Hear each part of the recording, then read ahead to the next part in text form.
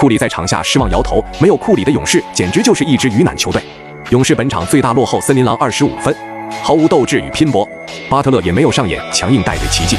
没错，在刚刚结束的比赛里，勇士以110比121不敌森林狼。恭喜森林狼淘汰勇士晋级西部决赛。本场比赛，勇士队全场一直被森林狼压制吊打，在上半场舅舅挖了一个大坑，落后2位数。本以为下半场勇士队会迎来爆发，但没有想到在第3节直接被拉开到25分以上，也直接宣布进入垃圾时间。而今天的巴特勒没有上演奇迹，表现10分低迷，仅得17分正负值，17全场最低。反观库明加和波杰姆斯基两人表现十分出色，波杰贡献出28分，库明加在替补席也有26分入账。如果今天不是他们两人比赛，更早就花了。而森林狼全员皆兵，6人得分上双，兰德尔以超高的命中率攻下29分，爱德华兹更是进攻组织一手抓，22分7篮板10助攻。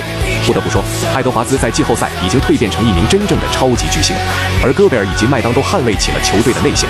你们觉得下赛季勇士会不会解散呢？评论区告诉我。